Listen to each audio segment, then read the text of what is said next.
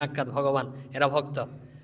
রামলালকে স্পর্শ করে দিয়েছে হৃদয়ে, এরকম চলে চালনা করে দিয়েছে। তো রামলাল বলছেন শরৎ মহারাজের যে বর্ণনা, বলছে আমি না আগে যে ধ্যান করতে বসতাম, ইষ্ট চিন্তা করতাম, যে ইষ্টকে চিন্তা করতাম, ভগবানকে চিন্তা করতাম, কীরকম বলছে যে ধ্যান করতে বসছি সেই মূর্তির পাটা দেখতে পাচ্ছি, সম্পূর্ণ অবয়ব দেখতে পাচ্ছি না।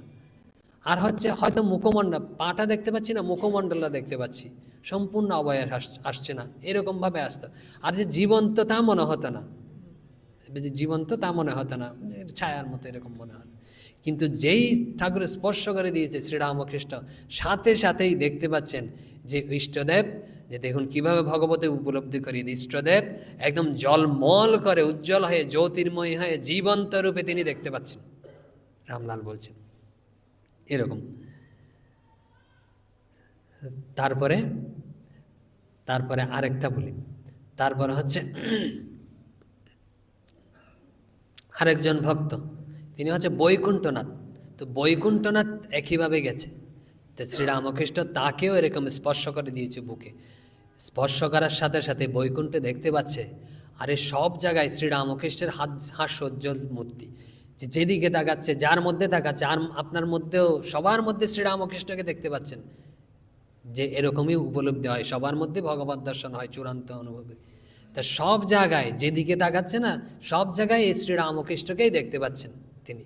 তো উন্মাদের মতো তিনি চিৎকার করছেন, তখন বলছেন যে তোরা কে কোথায় আছিস, আয়, যে তিনি কৃপা করছেন যার যা আছে।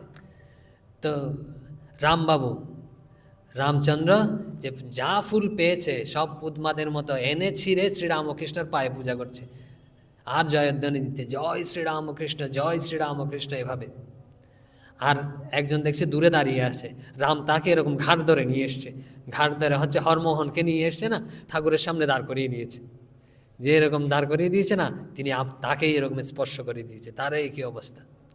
এখন আশেপাশে কেউ নেই, যাদের পেয়েছে, যারা পায়নি সবাইকে ধরে এনেছে। গিরিশ ঘোষ চিৎকার করছে, তোরা কে কোথায় আছিস। তারপরে গিরিশ খুঁজতে গেছে, গিরিশ ঘোষ ঘরে টরে কেউ আছে কিনা, তো দেখতে পাচ্ছে রান্নাঘরে চলে গেছে, যেখানে রান্না হয় ওখানে রাঁধুনিরা রান্না করছে।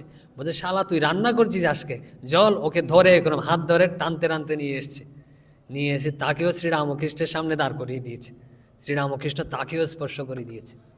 এরকম সব দিব্য চলছে, আর চিৎকার করে উন্মাদের মতো উপর থেকে শরৎ মহারাজ দেখছে নিচে সব পাগলের মেলা হয়ে গেছে। মানে তখন তো শরৎ, তারা কি করছিল, তারা হচ্ছে শ্রীরামকৃষ্ণকে নিচে নেমেছে না, শরৎ আর লাটু, তারা শ্রীরামকৃষ্ণ যে বিছানা এইসব সেসব সেবক, তো একটু বাইরে এনে রোদে দিচ্ছিল,